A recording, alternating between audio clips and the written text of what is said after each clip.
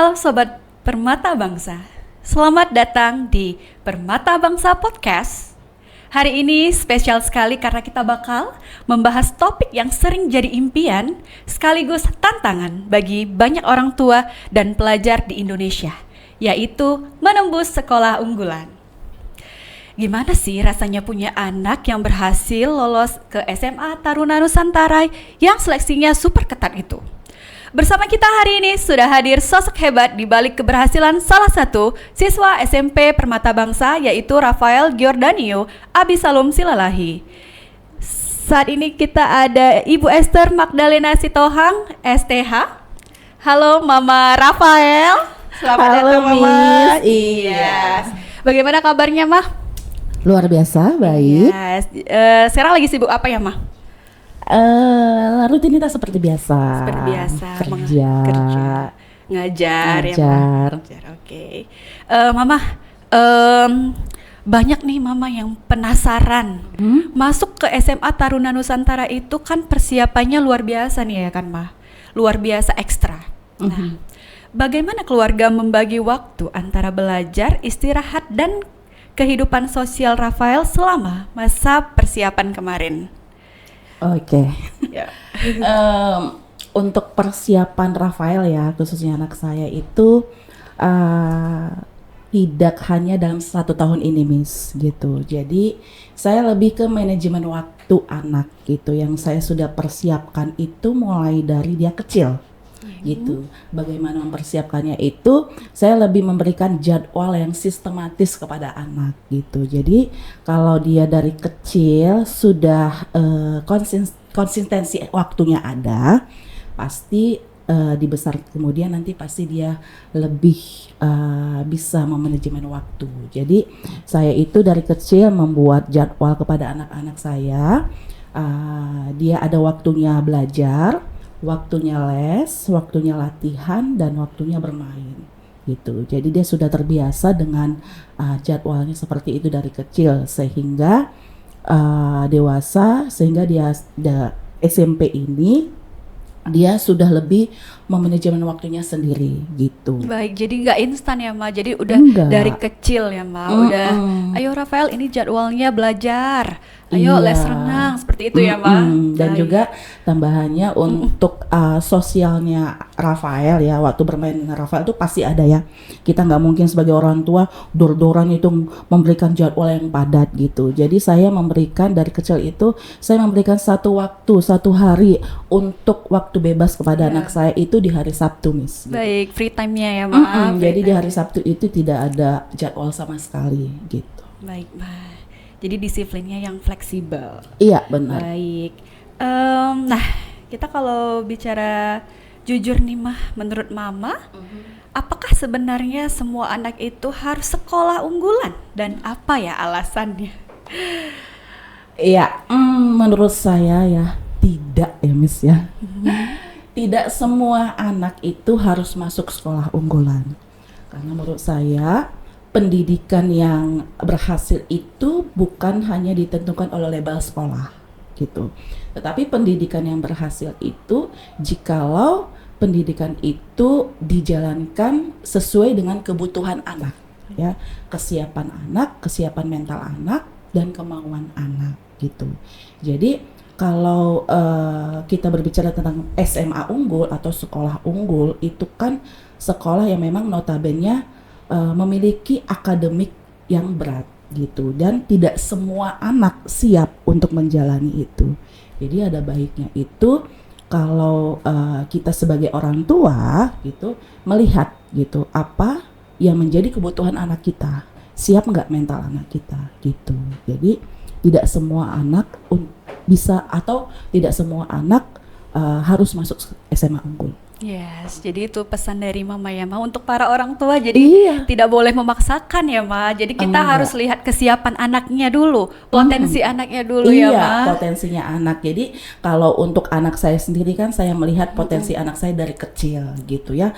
Dan saya melihat kemauannya dulu. Saya bertanya kemauannya dulu gitu. Gimana? Saya memberikan choice gitu. Ini kamu bagaimana? Ini bisa ini atau kamu mau ini gitu. Jadi anak supaya bisa berpikir sendiri, oh mah saya maunya ini gitu. Jadi sebagai orang tua hanya bisa mendukung dan mendorong, tidak memerintah. Baik, mendukung dan mendorong, tidak memerintah. Iya. Baik Mama, setuju banget ya Mas. Sama kayak halnya kita kasih contoh untuk sepatu ya Mas. Kalau misalnya walaupun mahal sampai ratusan juta, tapi kalau tidak fit di kaki Iya. kita ya kan Mas, Sama aja kan, sama menyakiti aja. kaki Menyakiti, sendiri. tidak nyaman. Tidak nyaman. Yes. Baik Mah, untuk next question nih, Miss punya apa sih sebenarnya peran komunikasi antara orang tua dan anak dalam perjalanan panjang menuju sekolah impian ini?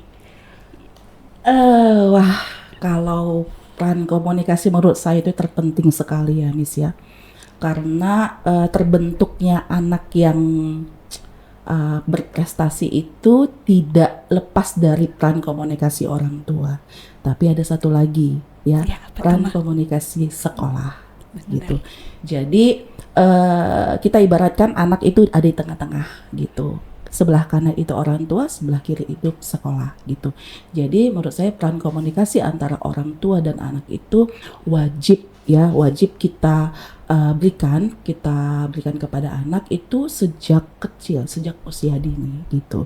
Jadi dengan adanya peran komunikasi yang nyaman gitu kepada anak kita tahu ya apa sebenarnya keinginan anak, maunya anak gitu. Jadi kita bisa secara fleksibel juga ya, bisa kita lakukan di mana aja gitu ya, pada waktu dia lagi istirahat gitu, lagi makan ya, bisa dikatakan dengan kata lain curcol gitu ya kan.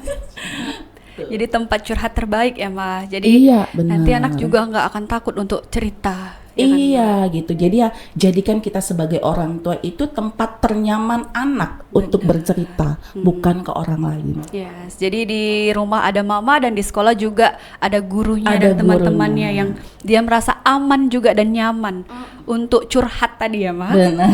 Yes. Baik, lalu Mah, nah manusiawi sekali ya Mah kalau anak terkadang merasa gugup. Nah, jadi saat Rafael merasa gugup dan mungkin sometimes drop nih Mah, bagaimana nih cara mama dan keluarga membantu Rafael menghadapi rasa takut dan tekanan saat proses seleksi berlangsung kemarin nih Mah? Oke, untuk seleksi SMA unggul ya, Yes, ya khususnya Taruna Nusantara ya. Puji Tuhan, saya waktu 1 tahun ini dia melaksanakan seleksi ini, Rafael tidak terlalu saya melihatnya tidak terlalu ada masalah gitu. Karena apa? Memang untuk cara menanggapi saya kepada anak itu, khususnya Rafael itu sudah saya lakukan pada saat waktu dia kecil gitu, dimana dia memang sering mengikuti kompetisi gitu. Jadi saya lakukan pada waktu dia kecil seperti ini Miss, ketika dia melaksanakan kompetisi demi kompetisi, sebelum dia melaksanakan kompetisi itu saya hanya bilang seperti ini kepada Rafael, abang lakukan yang terbaik secara versi abang gitu, menurut versi abang, bukan kemauan mama gitu. Jadi ketika saya menyerahkan tanggung jawab itu kepada dia melakukan segala sesuatunya itu dengan tanggung jawabnya dia sendiri. Jadi tidak ada tekanan dari saya gitu. Dan saya juga memberikan satu kata positif kepada anak saya, kamu bisa dapat yang terbaik gitu. Jadi lakukan yang terbaik menurut kamu gitu. Jadi itu tahun demi tahun ya, dari SD sampai di SMP, kompetisi demi kompetisi dilakukannya itu dia merasa nyaman, sehingga pada waktu dia seleksi khususnya di Taruna Nusantara, saya selalu bertanya kepada dia, gimana bang, mentalnya siap? Ya puji Tuhan dia selalu siap dong mah gitu. Jadi ini nggak nervous nggak mah gitu. Jadi saya melihat memang sudah terlatih dia dari kecil gitu. Baik, luar biasa sekali ya Ma. Jadi Sobat Permata Bangsa nih, ternyata yang seperti Mama Rafael bilang, kalau ini tuh nggak instan Miss. Iya. Ini dimulai dari kecil dengan adanya lomba-lomba ya Ma, ikut lomba-lomba. Kemudian satu kata positif selalu Mama berikan ke Rafael bahwasanya, gimana Bang? Siap Bang? Nah jadi dikasih kesempatan dulu anak untuk mengekspresikan perasaannya ya Ma. Iya. Iya. Baik, luar biasa sekali Ma. Kita lanjut nih. Oke, dan next kita ada nah jadi seringkali nih Mah kita cuma orang-orang pun hanya melihat hasilnya saja tanpa tahu proses di belakang layar ya Mah. Nah di luar sana nih banyak banget Mah persepsi orang tentang sekolah top, sekolah unggulan. Jadi menurut Mama nih, apa yang sering disalahpahami orang tentang sekolah unggulan seperti Taruna Nusantara? Oke. Kalau berbicara tentang SMA unggul, Yes. itu ya, SMA unggul itu kita bisa bilang juga itu sebagai SMA favorit ya. Kenapa dibilang SMA favorit? Pasti karena banyak para siswa yang menuju ke SMA itu gitu. Jadi karena saking banyaknya para siswa mendaftar ke SMA itu, maka masuk ke SMA itu juga ada satu tahap demi tahap yang panjang gitu. Sehingga melalui penyaringan itu terjaringlah satu siswa atau beberapa siswa yang lulus, sehingga itulah dikatakan SMA unggul gitu kan Miss ya. Kita kalau berbicara tentang SMA unggul gitu. Nah, kalau saya bilang yang sering disalahpahami SMA unggul itu, saya melihat ya, memang kalau untuk SMA unggul persentasenya itu lebih mungkin kita lihat lebih bisa memberikan dampak yang luar biasa, atau misalnya sang anak mau melanjutkan ke universitas-universitas yang ternama gitu. Tetapi yang banyak disalahpahami orang tua itu SMA unggul itu menjamin masa depan anak. Itu salah besar gitu. Benar. Tidak semua anak yang masuk SMA unggul bisa masuk ke universitas impiannya gitu. Jadi ada juga para orang tua yang terlalu mungkin memberikan 100% kepercayaan kepada sekolah tersebut. Padahal pendidikan yang terbaik, pendidikan yang berhasil itu didukung atau kepada siswa tersebut. Ya, ditentukan oleh siswa tersebut gitu, dan didukung oleh orang tua gitu. Jadi jangan salah kaprah, kalaupun anak kita puji Tuhan masuk SMA unggul itu bukan hasil. Nah, SMA unggul itu adalah suatu wadah, hanya wadah proses pendidikan anak, bukan hasil gitu. Yes. Dimana ya harus kita tetap dukung gitu. Benar. Jadi bukan jaminan ya Tidak Ma. jaminan, Bukan Miss. jaminan. Jadi jangan salah kaprah, itu bukan jaminan. Tetap lagi kita di belakang layar juga harus tetap support dan tetap lihat gimana perkembangan anak kita saat berada di sekolah itu ya Ma. Iya, Miss, benar. Wah, dapat banyak insight nih hari ini kita dari Mama Rafael. Ternyata benar ya Ma, bukan cuma anaknya yang sekolah, tapi ternyata orang tuanya pun jadi makin nambah banyak ilmu ya Ma. Iya, pasti. Yes. Ikut belajar dan berproses juga, belajar menurunkan ego, belajar mendengar, dan belajar mendukung sepenuhnya. Benar sekali. Yes. Mama, untuk sesi terakhir nih Mah, kita jika kita bayangkan kalau Rafael lagi nonton kita nih. Halo Rafael, coba hai dulu Mah ke Rafael. Halo Rafael, nih Mama lagi datang nih Rafael, lagi podcast sama Miss. Ya, jadi untuk menginspirasi semua orang tua kalau semua anak itu hebat ya. Yes. Jadi jika Rafael melihat tayangan ini, coba Mah kira-kira apa yang ingin Mama sampaikan ke Rafael? Wah, ini nggak ada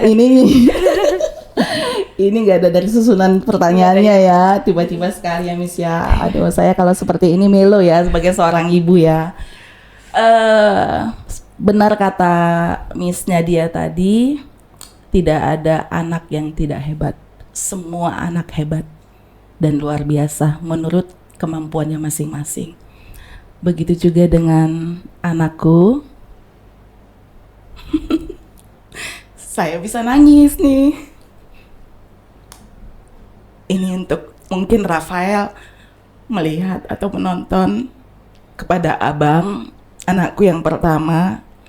Pertamanya nih Miss, saya sebagai ibu meminta maaf kepada abang.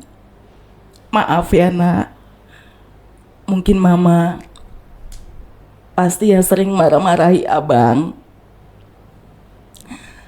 Apalagi sejak Papa Rafael meninggal, saya sedikit terlalu memberikan beban kepada anak pertama seperti Rafael. Tapi puji Tuhannya, Mama bangga sama Rafael sebagai anak pertama. Dia membuktikan Miss, gitu. Dia sebagai abang yang bisa memberikan contoh kepada adik-adiknya. Luar biasa anakku ini Miss. Jadi untuk Rafael Giordano Abisalom Silalahi,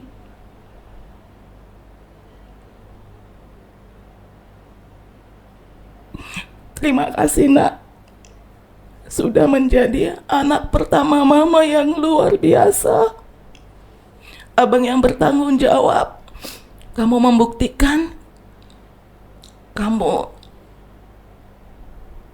menjadi manusia yang baik di mata mama, terlebih di mata Tuhan, dan bisa menjadi berkat buat sekeliling kamu. Untuk selanjutnya kamu dimanapun menempuh pendidikan, tetap lakukan yang terbaik menurut versi kamu ya nak ya. Mama percaya kamu bisa melakukannya. I love you, anakku Rafael. Yeay. Luar biasa sekali, Bu. Ya maaf ya Miss ya. Ya, oke, Ma.